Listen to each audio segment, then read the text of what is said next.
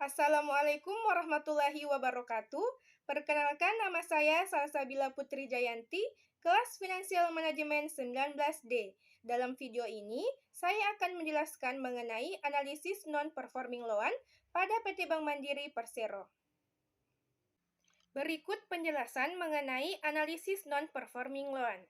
Non-performing loan merupakan rasio untuk mengukur risiko kredit, di mana kredit berupa tidak lancarnya dana yang diberikan tersebut untuk kembali. NPL merupakan cara untuk mengukur besar kecilnya persentase kredit bermasalah pada suatu bank. Tingkat yang wajar berkisar antara 3-5% dari total kreditnya. Kredit yang termasuk dalam kategori NPL adalah kredit kurang lancar atau substandar, kredit diragukan atau doubtful, dan kredit macet atau loss. Apabila suatu bank memiliki NPL yang tinggi, maka akan mengurangi kemampuannya dalam memberikan kredit. NPL dapat dihitung dengan menggunakan rumus kredit bermasalah dibagi total kredit dikali 100%. Pentingnya mengetahui NPL. Semakin tinggi rasio NPL, dapat disimpulkan ada yang salah dengan kinerja bank tersebut. Akibat negatif yang muncul juga semakin banyak. Sementara itu, jika rasio NPL kecil, dapat disimpulkan kinerja bank tersebut baik dan memenuhi fungsinya. Fungsi bank yang utama adalah menghubungkan dua pihak. Pihak pertama ingin menyimpan uangnya, dan pihak kedua adalah yang membutuhkan uang sehingga memohon kredit pada bank.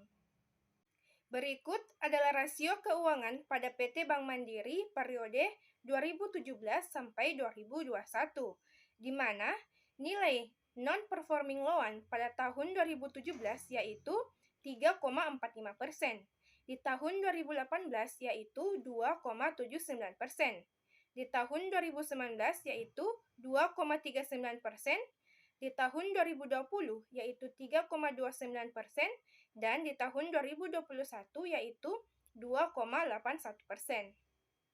Sebagai seorang investor yang ingin berinvestasi pada perusahaan perbankan, dapat memilih PT Bank Mandiri Persero untuk menanamkan modal, sebab rasio NPL pada PT Bank Mandiri Persero berada pada tingkat yang wajar, yaitu berkisar antara 2-3% dan dinilai baik setiap tahunnya, yang artinya kondisi bank tersebut tidak mengalami masalah kesulitan pada kredit dan cocok bagi para investor untuk menanamkan modal ataupun berinvestasi. Selain analisis NPL, dalam analisis bisnis kita juga dapat menggunakan rasio CAR atau Capital Adequacy Ratio dengan menggunakan rumus modal sendiri dibagi aktiva tertimbang dikali 100%.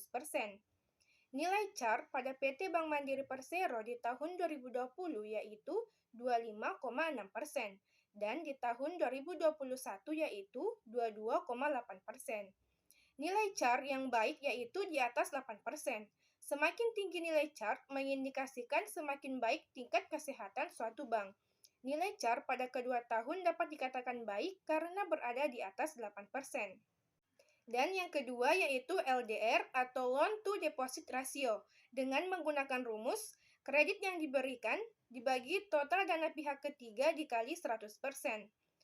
Nilai LDR pada PT Bank Mandiri Persero di tahun 2020 yaitu 78,9% dan di tahun 2021 yaitu 80,7%.